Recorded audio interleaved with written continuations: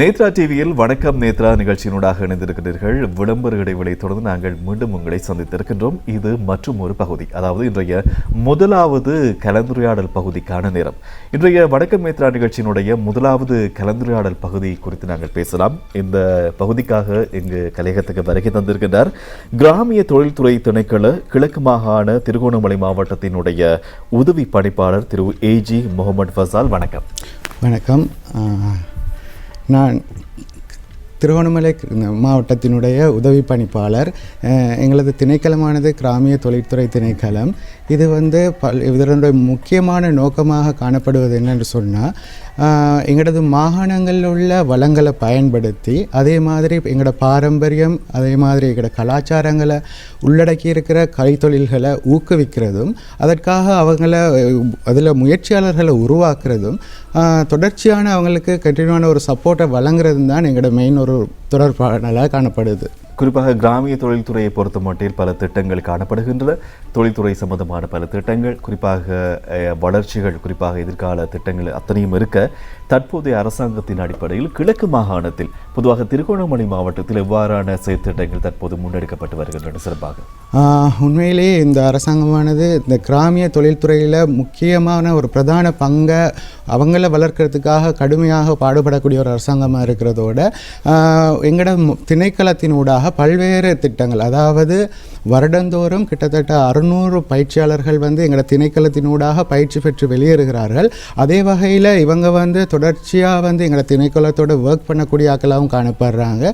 இதுக்கு மேலதிகமாக எங்களோட மாகாணத்துக்குரிய குறித்தொதுக்கப்பட்ட நிதியினூடாக எங்களது உள்ளூர் உற்பத்தியாளர்களை ஊக்குவிக்கிறது தொடர்பான பல செயற்திட்டங்கள் ஒவ்வொரு வருஷமும் மேற்கொள்ளப்பட்டு வருது. இதுதான் மெயினான ஒரு ஃபங்க்ஷனாக எங்களை காணப்படுது. இந்த சுய தொழிலில் ஈடுபடுபவர்கள் அல்லது உள்ளூர் உற்பத்தியாளர்கள் இவர்களுக்காக எவ்வாறான திட்டங்கள் காணப்படுகின்றன? அவர்கள் எவ்வாறு உங்களை சந்திக்கின்றார்கள்? குறிப்பாக ஒவ்வொரு பிரதேச செயலகத்தினுள்ளேயும் பதிவு செய்யப்பட்ட ஆக்கள் இருப்பாங்க. இதே மாதிரி பிரதேச சபை, அதே மாதிரி யூசி, எம்சி இவ்வாறான இடங்களில் பதிவு செய்யப்பட்ட பல உற்பத்தியாளர்கள் காணப்படுறாங்க. அதே மாதிரி எங்களிடம் நேரடியாக பதிவு செய்யப்பட்ட உற்பத்தியாளர்களும் காணப்படுறாங்க. இப்போ இவர்கள் இது தொடர்பில் அவங்களோட உற்பத்தி பொருட்களை மேலும் வலுவூட்டுறதுக்கு, அதாவது வெளி எடிஷன் செய்கிற என்றாலோ, அதே மாதிரி புதிய சுயதொழிலாளர்கள் உருவாகிறேன்னு சொன்னால் எவ்வாறான நடவடிக்கைகள் மேற்கொள்ளணும்னு கேட்டாலோ நாங்கள் அது தொடர்பான ஒரு ஆலோசனைகளை வழங்குகிற ஆக்களாகவும், மேலும் அவர்களுக்கான பொருளாதார ரீதியான சில உதவிகளை செய்கிறது ஊடாக அவர்களை மேலும் வலுப்படுத்துகிறோம். மேலும் அவர்களுக்கு ஒரு அந்த கைத்தொழில் தொடர்பான மேலதிகமான பயிற்சி நெறிகள் எங்கள்கிட்ட கேட்கலாம். நாங்கள் அது தொடர்பான வழிகாட்டுதல்களை செய்கிறோம். இவ்வாறான செயற்பாடுகளை தொடர்ச்சியாக நாங்கள் மேற்கொண்டு வரோம். குறிப்பாக எதிர்வரும் நாட்களில், அதாவது 25ஆம் தேதி முதல் 29ஆம் தேதி வரை முக்கியமான சில நிகழ்வுகள் இடம்பெற உள்ளன. அவற்றையும் நாங்கள் ஞாபகப்படுத்தலாம். குறிப்பாக தொழில் முயற்சியாளர்களுக்கான களமாக, அதே போன்று தொழில் முயற்சியாளருக்கான தொழில்நுட்ப வழிகாட்டுகளை பெற்றுத்தரக்கூடிய ஒரு விடயமாக கிராமிய கைத்தொழில் மற்றும் கைத்தறி அருங்காட்சியகம் சிறப்பான கண்காட்சி நிகழ்வு இடம்பெறப் போகின்றது. அதை விரிவாக நாங்கள் பார்க்கலாம். இது பெரு உண்மையிலேயே இந்த கண்காட்சியானது ஒவ்வொரு வருடமும் நடைபெற்று வருது. இந்த கொரோனா பிரேக்குக்கு அப்புறமா ஒரு பாரிய அளவில் இது இந்த வருஷம்தான் செய்யப்பட போகுது. அதுவும் திருகோணமலை மாவட்டத்தின் மக்கேஸ்வர் விளையாட்டரங்கில் இதை மேற்கொள்கிறோம். உண்மையிலே எங்களோட கௌரவ ஆளுநர் அவர்களோட வழிகாட்டுதல் அடிப்படையிலும் எங்களது பிரதம செயலாளர், அமைச்சினுடைய செயலாளர், அடுத்தது எங்களோட மாகாண பணிப்பாளர் சலிடா அவர்களோட வழிகாட்டுதல்களையும் இதை நாங்கள் ஒழுங்கமைச்சிருக்கோம்.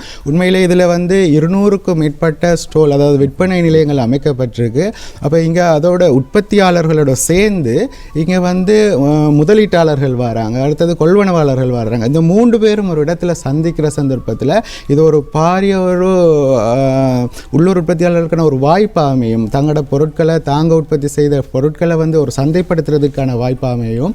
அதோட இது மட்டும் இல்லாமல் நாங்கள் அந்த இடங்களில் டெக்னிக்கல் செஷன் ஒவ்வொன்றா நாங்கள் கொண்டு வரோம். 3 சான்றிதழ் கூட ஒரு பயிற்சி பட்டறையாக அது கிட்டத்தட்ட 1 மணித்தியால செஷனாக அமையும். அந்த இடங்களில் இந்த உள்ளூர் உற்பத்தியாளர்கள் ஆரம்பத்தில் ஸ்ட்ரகிள் பண்ணுறது ஒரு ஃபினான்ஸ் சம்மந்தம், அதாவது தங்கள்கிட்ட ஒரு இன்வெஸ்ட்மெண்ட் இல்லை என்ற ஒரு கவலை தான் அவங்கள்ட்ட இருக்கும். ஆகவே நாங்கள் அது தொடர்பான நிறுவனங்கள் அனைத்தையும் அந்த இடத்துல கூட்டி வந்து நாங்கள் அவங்களுக்கு ஒரு பேனல் டிஸ்கஷன் மாதிரி எப்படி பெற்றுக்கொள்வது, இது பேங்க்ஸில் ரோல் என்ன, அவங்களோட ரோல் என்ன இப்படின்னு சொல்லி ஒரு டெக்னிக்கல் செஷன் ஒன்று ஏற்பாடு செஞ்சுருக்கோம். அதே மாதிரி இணையவழி பாதுகாப்புன்ற ஒரு டெக்னிக்கல் செஷன் ஒன்று அடுத்த நாள் 27ஆம் தேதி இருக்குது. அதே மாதிரி 28ஆம் தேதி வந்து அவங்க ஒரு தங்களை பதிவு செய்து கொள்கிறேன்டா, தங்களுக்கு தேவையான ஆலோசனைகளை பெற்றுக்கொள்கிறேன்டா ஒரு டிஎஸ் ஆஃபீஸ்லேயோ அல்லது முனிசிபல் கவுன்சிலையோ என்ன மாதிரியான விஷயங்களை பெற்றுக்கொள்ளலாம்னு சொல்லி அந்த துறை சார்ந்த நிபுணர்கள் அந்த இடத்துல வருவாங்க. அதே நேரத்தில் இவங்களும் அங்கே நிற்கிறது மூலமாக பங்கு பெற்றதன் மூலமாக தெளிவான ஒரு வழிகாட்டுதல்களை அந்த தொடர்ச்சியாக நாங்கள் வழங்கக்கூடிய மாதிரி இருக்கும். பொதுவாக இந்த உள்ளூர் உற்பத்தி அதிகரிப்பது மற்றும் சுயதொழில் ஈடுபடுபவர்களினுடைய திறனை அதிகரிப்பது இவ்வாறான செயற்திட்டங்களில் ஈடுபடும் போது நிச்சயமாக உள்ளூர் முதலீட்டாளர்களினுடைய ஊக்குவிப்பை அதிகரித்துக் கொள்ள வேண்டும். இந்த விடயத்திலே இந்த முதலீட்டாளர்களினுடைய பங்களிப்பு குறித்து நாங்கள் பேசலாம். எவ்வாறு அவர்களோடு இந்த தொடர்புகள் ஏற்படுத்தப்பட்டிருந்தன, அவர்களுடைய கருத்துக்கள் எவ்வாறு இருக்கின்றன? உண்மையிலேயே இப்போ ஒரு உற்பத்தியாளர் ஒன்று தன் ப்ராடக்ட் ஒன்று செய்கிறார் என்று சொன்னால் அதை உண்மையிலே அவர் சக்ஸஸ் வந்து இந்த மார்க்கெட் பண்ணுறதுலான்னு இருக்குது. ஆகவே அதுக்காக வந்து முதலீட்டாளர்கள்ன்றது முக்கிய பங்காக காணப்படுது. அப்போ நாங்கள் இந்த முதலீட்டாளர்களை அவங்களுக்கு வழங்குறதுல நாங்கள் என்ன செய்கிறோம் சொன்னால் பல்வேறு அவேர்னஸ் ப்ரோக்ராம் டிஎஸ்ஓஃபிஸோடாக இது கூட நாங்கள் வழங்குகிறோம். அப்போ எங்கெல்லாம் இன்வெஸ்டர்ஸ் இந்த துறையில் ரெடியாக இருக்காங்களோ அது அதாவது மாகாணங்களில் இருக்கலாம், மாகாணத்துக்கு வெளிப்பட்ட ஆக்களாக இருக்கலாம், அவங்கள நாங்கள் தொடர்பு கொண்டு அடிக்கடி எங்களோட திணைக்களத்தினூடாக பயிற்சி பட்டறைகள் நாங்கள் ஒழுங்கு செய்கிறோம். எந்தெந்த துறையில் எந்தெந்த ஆக்கள் இன்வெஸ்ட் பண்ண ரெடியாக இருக்காங்களோ அவங்கள அழைத்து வந்து எங்களது அந்த துறையில் உள்ள உற்பத்தியாளர்களையும் இணைத்து அவங்கள சந்திக்க வச்சு இவங்களோட தேவைப்பாடுகள் என்ன மாதிரிக்கு, இவங்களோட தங்களோட ப்ராடக்டை என்ன மாதிரி இன்னும் வெளியூ எடிஷன் செய்யலாம்னு சொல்லி கதைச்சு அவங்களாகவே அதை இன்வெஸ்ட் பண்ணி செய்யக்கூடிய அமைப்புகளை நாங்கள் தொடர்ச்சியாக வந்து எங்களோட உற்பத்தியாளர்களுக்கு ஏற்படுத்தி கொடுத்துட்டு வரோம்.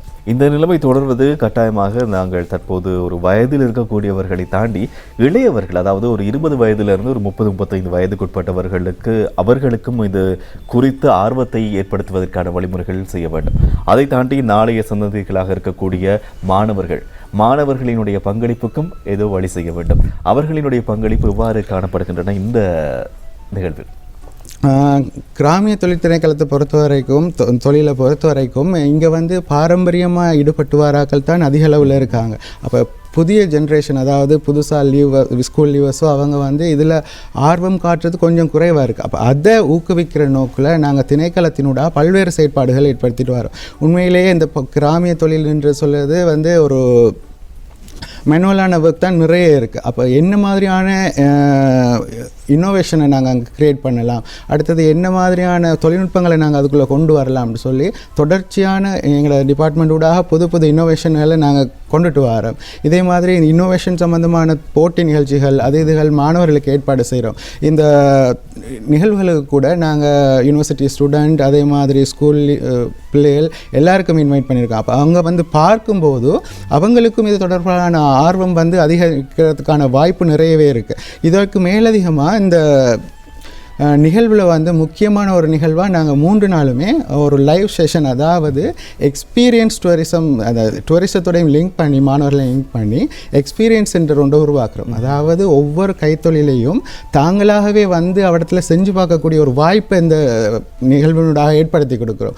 அது உண்மையிலேயே அவர்களை ஒரு கவரக்கூடிய ஒரு வகையில் இருக்கும். இப்போ உதாரணத்துக்கு சொல்ல போனால் ஒரு மட்பாண்ட கைத்தொழில் எப்படி செய்கிறாங்கன்னு சொல்லி தாங்களாகவே வந்து அவடத்தில் செய்து பார்த்து அதை உணரக்கூடிய ஒரு வாய்ப்பு இருக்குது. அப்போ அதனூடாக நாங்கள் மாணவர்களாக இருக்கட்டும், எங்களோட லோக்கல் டூரிஸ்டாக இருக்கட்டும், ஃபாரின் டூரிஸ்டாக இருக்கட்டும், நாங்கள் அவங்கள அட்ராக்ட் பண்ணுறதுக்குரிய வழிமுறைகள் இந்த நிகழ்வினூடாக ஏற்படுத்தி கொடுக்குறோம்.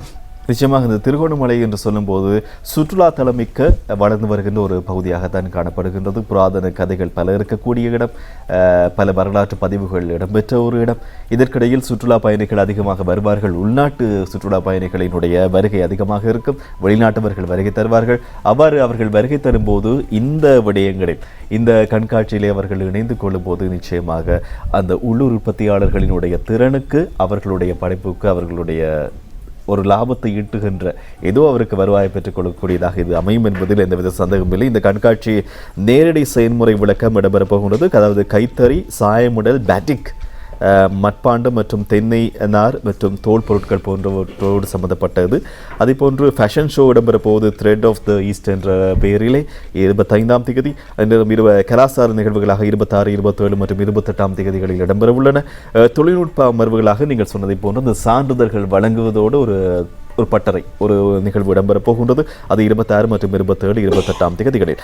இதை தாண்டிய அந்த நிகழ்வுகள் வருகை தருபவர்களுக்கு ஏதோ அனுபவிக்கக்கூடிய ஒரு மறக்க முடியாத ஒரு நிகழ்வாக இருக்கும் என்ற ஒரு ரீதியில் மாற்றிக்கொள்வதற்கான உங்களுடைய வேறு விதமான திட்டங்கள் என்ன? அவங்களுக்கு மறக்க முடியாத ஒரு நிகழ்வாக இருக்கும்னு சொன்னால், நாங்கள் அங்கே முக்கியமாக அந்த த்ரெட் ஆஃப் ஈஸ்ட்ன்ற ஒரு ஃபேஷன் ஷோ ஒன்று நாங்கள் செய்கிறோம். அதனூட அதில் ஸ்பெஷல் என்னன்னு சொன்னால், நார்மலான ஒரு ஃபேஷன் ஷோ அதை இருக்கிறத விட தாண்டி அந்த உற்பத்தி செய்யப்பட்ட வடிவமைப்பாளர்களாலேயே அது அந்த ஆடை அணிந்து வெளிக்காட்டப்படுற ஒரு இன்க்ளூசிவ் ஃபேஷன் ஷோவாக இருக்கும். இதில் மெயினாக பார்ட்டிசிபேட் பண்ணுறது எங்களோட உற்பத்தியாளர்கள், அதே மாதிரி எங்களோட ஆலோசகர்கள். அவங்க தான் அதில் ஃபுல்லாக பார்ட்டிசிபேட் பண்ண போகிறாங்க. மற்றது இந்த லைவ் செஷன் அதுகள் எல்லாமே அவங்களுக்கு ஒரு ஒரு விதமான ஒரு அனுபவத்தை கொடுக்கும். அடுத்தது மாலை வேளைகளில் தொடர்ச்சியாக 25ஆம் தேதி தவிர்த்து 26, 27, 28 பாரம்பரிய கலாச்சார நிகழ்வுகள் அங்கே எங்களோட மாகாணத்துக்குரிய கலாச்சார நிகழ்வுகள் மாலை வேளைகளில் தொடர்ச்சியாக அங்கே இடம்பெற இருக்கின்றது. அது எங்களோட கலாச்சாரங்களும் கிழக்கு மாகாணத்துடைய கலாச்சாரங்களை பிரதிபலிக்கின்றதா நிச்சயமாக இருக்கும். இதனூடாக ஒவ்வொருத்தரும் அதில் ஒரு புதுவிதமான அனுபவத்தை பெற்றுக்கொள்ளலாம். அதே மாதிரி இந்த உற்பத்தியாளர்கள் என்ன மாதிரியான உற்பத்திகளை மேற்கொள்கிறாங்க, இது தொடர்பான தொடர்ச்சியான ஒரு விழிப்புணர்வை பெற்றுக்கொண்டு கொள்ளக்கூடியதாக நிச்சயமாக இது அமையும். நமக்கு இந்த கண்காட்சி இடம்பெற உள்ள அந்த இடத்தையும் நீங்கள் சொல்லிவிடலாம், நேரத்தையும் திகதியும் சொல்லிவிட்டால் பார்க்கக்கூடிய நேர்களும் நிச்சயமாக வருவார்கள் என்று நம்பிக்கை இருக்கிறது. கட்டாயமாக எதிர்வருகின்ற 25ஆம் தேதி மற்றும் 26, 27, 28ஆம் தேதியில் இது நடைபெற இருக்கின்றது. 25ஆம் தேதி மாலை 5 மணிக்கு இதனுடைய ஓப்பனிங் செரமனி ஆரம்பிக்கப்பட இருக்கின்றது. அதே போல் 27, 28 தேதிகளில் காலை 9 மணியிலிருந்து இரவு 9 மணி வரைக்கும் இந்த நிகழ்வுகள் நடைபெறும். திருகோணமலை மெக்கேஷர் விளையாட்டரங்கில் இது நடைபெற இருக்கின்றது. ஆகவே இந்த நிகழ்வுக்கு இதில் ஆர்வமுள்ள மற்றும் அனைத்து உறவுகளையும் நாங்கள் அழைத்துக் கொள்கிறோம் இந்த இடத்துல. கண்டிப்பாக கிராமிய தொழில்துறை திணைக்களத்தினுடைய திருகோணமலை மாவட்ட உதவி பணிப்பாளராக நீங்கள் இருந்து வருகின்றீர்கள். திருகோணமலையில் இருக்கக்கூடிய ஏனைய நகர் பகுதிகள் இருக்கும், கிராம பகுதிகள் இருக்கும், ஊர்கள், அங்கே இருக்கக்கூடிய இந்த சிறப்பான உற்பத்திகள், அதாவது மட்பாண்டமாக இருக்கலாம், எந்தெந்த இடங்களில் எவ்வாறு சிறப்புகள் இருக்கின்றன அதிகமாக மக்களினுடைய? திருகோணமலையை பொறுத்தவரையும் அதிகமாக கடற்கரை ஓரங்களில் இந்த கடற்கரையில் காணப்படுற பொருட்களை கொண்டு செய்யப்படுற வேலைப்பாடுகள், சிப்பிகள், அதுகளை கொண்டு செய்யப்படுற வேலைப்பாடுகள் மிகவும் அற்புதமானதாக இருக்கும். மற்றதும் அந்த கடற்கரை ஓரங்களை விட்டு இங்கே வருகின்ற போது தென்னை சம்பந்தப்பட்ட பொருட்கள், அதாவது சிரட்டையில் செய்யப்படுற கைவினை பொருட்கள் மிகவும் பிரபல்யமானது. இதே போல் பனை ஓலைகளால் செய்யப்படுற பொருட்கள், அதே மாதிரி உணவுப் பொருட்கள் மிகவும் ஃபேமஸான ஒன்றாக காணப்படுது திருகோணமலையை பொறுத்த வரைக்கும். அதோட கிழக்குக்கென்றே ஒரு ஸ்பெஷலான ஒன்று எங்களோட ஹேண்ட்லூம். அதுவும் பல்வேறு பொதுவாக எல்லா கிராம மட்டங்கள்லேயும் உற்பத்தி செய்யப்படுறதா இருக்குது. உண்மையிலேயே அது ஒரு கிழக்குக்கே ஒரு தனித்துவமான ஒன்றாக காணப்படுது இவ்வாறான பொருட்கள். அதே மாதிரி நீங்கள் சொன்ன மாதிரி மட்பாண்டங்கள், அதுவும் ஒரு பிரசித்தி பெற்ற. எந்தெந்த பகுதிகளில் அதிகமாக மட்பாண்டங்களுக்கு பிரசித்தி பெற்ற இடங்களாக இருக்கும்? மட்பாண்டங்களை பொறுத்த வரைக்கும் மூதூர் கடற்கரை ஓரங்களை தவிர்ந்த மற்ற பகுதிகளில் மூதூர், தம்பலகாமம், அதே மாதிரி திருகோணமலையை பொறுத்த வரைக்கும் வரோதை நகர் என்ற இடம் இருக்குது. அப்போ இப்படியான இடங்களில் அதிக அளவில் கந்தலாய் இவ்வாறான பிரதேசங்களில் இந்த மட்பாண்ட கைத்தொழில்கள் உண்மையாகவே சிறப்பாக காணப்படுது. எனவே கிராமிய தொழில்துறை திணைக்களத்தினுடைய உதவி பணிப்பாளராக இருக்கின்றீர்கள். எனவே இது திருகோணமலை மக்களின் உற்பத்திகள் இவை தொடர்பான பல விடயங்களை நாங்கள் பேசியிருக்கின்றோம். சிறப்பான ஒரு கண்காட்சி இடம்பெறப் போகின்றது. இது கைத்தொழில் கண்காட்சியாக குறிப்பாக பலருக்கு நன்மை அளிக்கக்கூடியதாக உள்ளூர் உற்பத்தியை மேம்படுத்தி அவர்களுக்கு ஏதோ ஒரு வகையில் ஒரு லாபத்தையும் வருவாயும் பெற்றுக்கொள்கின்ற ஒன்றாக இது அமையும் என்பதில் எந்தவித சந்தேகமும் இல்லை. அது மாத்திரமல்ல, முதலீட்டை ஊக்குவிப்பதற்கான திட்டம் இங்கு இருக்குது. வாழ்த்துக்களை தெரிவித்துக் கொள்கின்றோம். இன்னும் சில நிமிடங்கள் இருக்கின்றன உரையாடுவதற்கு இந்த கலந்துரையாடலிலே. பொதுவாக அடுத்த கட்ட திட்டங்கள் என்ன? திருகோணமலை மாவட்டம், அதை போன்று அதில் இருக்கக்கூடிய ஏனைய கிராம பகுதிகள் பல இருக்கின்றன. அந்த பகுதியில் இருக்கக்கூடிய மக்களுக்காக கிராமிய தொழில்துறை திணைக்களத்தினுடைய அடுத்த கட்ட திட்டங்கள் என்ன? அடுத்த கட்ட திட்டங்கள் என்று சொல்லும்போது, இந்த துறையில் உண்மையாக உற்பத்தியாளர்கள் இருக்காங்க. அவங்களுக்கு தங்களோட பொருட்களை எவ்வாறாக அதை வேல்யூ அடிஷன் செஞ்சு மார்க்கெட் செய்கிறன்றது ஒரு பிரச்சனை கண்டிப்பாக தொடர்ச்சியாக இருந்துட்டு வருது. அப்போ அதை நாங்கள் பிரேக் பண்ணுறதுக்காக டிபார்ட்மெண்ட் ஊடாக தொடர்ச்சியான நடவடிக்கைகள், அவங்களுக்குரிய அவேர்னஸ் ப்ரோக்ராம் மற்றும் பயிற்சி பட்டறைகள் தொடர்ச்சியாக நடந்து வருகின்றது. மேலும் இந்த மார்க்கெட் லிங்கேஜை உருவாக்குறதுக்காக நாங்கள் டூரிசம் பியூரோ, கிழக்கு மாநில டூரிசம் பியூரோ மற்றும் ஹோட்டல் டூரிசம் இண்டஸ்ட்ரியோட சேர்ந்து நாங்கள் பலவிதமான செயற்திட்டங்களை முன்னெடுத்துட்டு வரோம். அதில் ஒன்று தான் இந்த பைலட் ப்ராஜெக்டை நாங்கள் இந்த எக்ஸ்பீரியன்ஸ் டூரிசம்ன்றதை ஒரு இன்ட்ரடியூஸ் காத்துட்ருக்கோம் எதிர்வர காலங்களில். அதாவது இண்டஸ்ட்ரியை டூரிசத்தோட ஜாயின் பண்ணி நாங்கள் அதிலூடாக என்ன மாதிரி எங்களோட பொருட்களை, சந்தை வாய்ப்புகளை பெற்றுக் கொடுக்கலாம், அதே மாதிரி வெளிநாட்டு இன்வெஸ்டர்ஸை நாங்கள் எப்படி உள்ளே கொண்டு வரலாம், கவரலாம்ன்ற பல திட்டங்கள் எதிர்காலத்தில் கண்டிப்பாக இருக்கும். இது உண்மையான ஒரு சாத்தியமான ஒரு ப்ராஜெக்டாக கட்டாயமாக இருக்கும். பொதுவாக இலங்கையை பொறுத்த மட்டும் சுற்றுலா தலங்கள் என்று சொல்லும் போது கண்டி, நுவரெலியா போன்ற பகுதிகள் அதிகமாக சுற்றுலா தலங்களாக இருக்கும். அதே போன்று யாழ்ப்பாணம் உள்ளிட்ட பகுதிகள் அதிகமாக இந்த திருவிழா காலங்களில் அதிகமான சுற்றுலா பயணிகளை ஈர்த்த ஒரு இடமாக மாறும். திருகோணமலை மாவட்டம், குறிப்பாக மட்டக்களப்பு, அதாவது கிழக்கு மாகாணத்திலே திருகோணமலை மாவட்டத்தில் மேலும் இந்த நாட்களில் சுற்றுலா தலத்தினுடைய வருகை எவ்வாறு இருக்கின்றது? சுற்றுலா பயணிகளினுடைய வருகை குறிப்பாக கடந்த வருடங்களை பார்க்கும்போது இம்முறை எவ்வாறு இருக்கின்றது? உண்மையிலே கிழக்கு மாகாணத்தை பொறுத்த வரைக்கும் கிழக்கு மாகாண கடற்கரையோரங்கள்ன்றது உண்மையிலேயே சுற்றுலா பயணிகளை அதிக அளவில் கவர்ந்த இடம். அந்த வகையில் திருகோணமலையை பொறுத்த வரைக்கும் நிலாவலி, அடுத்தது ட்ரிங்கோ பீச், மற்றது பிஜன் ஐலண்ட், இவ்வாறான ஏரியாக்கள் உண்மையிலே கடந்த வருடங்களோட ஒப்பிடும்போது இந்த வருடம் அதிகளவான சுற்றுலா பயணிகள் இங்கே வருகை தந்துட்டுருக்காங்க. இதே போல் அம்பாறை, பெட்டிக்லோவை பொறுத்த வரைக்கும் பாசிக்குடா கடற்கரை, மற்றது அருகம்பே, இவ்வாறான சுற்றுலா தலங்கள் மிக பிரபல்யமாக இருக்குது. ஆனால் ஒப்பீட்டளவில் பார்க்கும்போது கடந்த வருடங்களை விட உண்மையிலேயே இந்த வருடம் அதிகளவான சுற்றுலா பயணிகள் திருகோணமலையை நோக்கி திருகோணமலை மட்டுமல்ல முழு கிழக்கு மாகாணத்தையும் நோக்கி படையெடுத்து வரக்கூடிய ஒரு சந்தர்ப்பத்தை காணக்கூடியதாக இருக்குது. ஆகவே நாங்கள் இந்த எக்ஸிபிஷன் ஊடாக, அதாவது இந்த ட்ரேட் ஃபேரோடாக அதிக அளவில் டார்கெட் பண்ணுறது சுற்றுலா பயணிகளை. வளமையாக இதை நாங்கள் அந்தளவில் ஃபோக்கஸ் பண்ணுறல. ஆனால் இந்த வருடம் முற்றுமுழுதாக அதிக அளவில் நாங்கள் முக்கியத்துவம் கொடுத்தது இந்த சுற்றுலாத்துறையை என்ன மாதிரி கவரலாம்ன்ற வகையில் தான் நாங்கள் இதை ஃபுல்லாகவே டிசைன் பண்ணியிருக்கோம். நிச்சயமாக, அதாவது திருகோணமலை என்று சொல்லும்போது அங்கே இருக்கக்கூடிய கடற்கரையோரங்களில் இருக்கக்கூடிய பகுதிகளுக்கு சுற்றுலா பயணிகள் அதிகமாக செல்வார்கள். அதை தாண்டி திருகோணமலையில் இருக்கக்கூடிய ஏனைய ஊர்கள், கிராம பகுதிகள் பல இருக்கின்றன. முக்கியமான பிரசித்தி பெற்ற இடங்கள் இருக்கின்றன. அங்கே இருக்கக்கூடிய மக்களினால் இப்போ வழங்கப்படுகின்ற இந்த கைத்தொழில் உற்பத்திகள் பல இருக்கின்றன.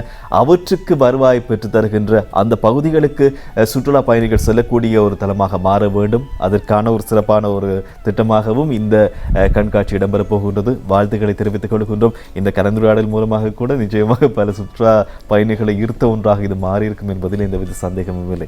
என்ன சொல்ல போறீங்க நேர்களுக்கு கூறுறது ஒரு விடயம்தான். எங்களோட உள்ளூர் உற்பத்திகள் எங்களால் மக்களால் செய்யப்படுற விடயங்கள். ஆகவே கண்டிப்பாக இதில் கலந்து கொண்டு முழு பிரயோசனத்தை பெற்றுக்கொள்ளணும்னு சொல்லி நான் அந்த இடத்துல கேட்டுக்கொள்கிறேன். எனவே இன்றைய நேத்ரா டிவியினுடைய வணக்கம் நேத்ரா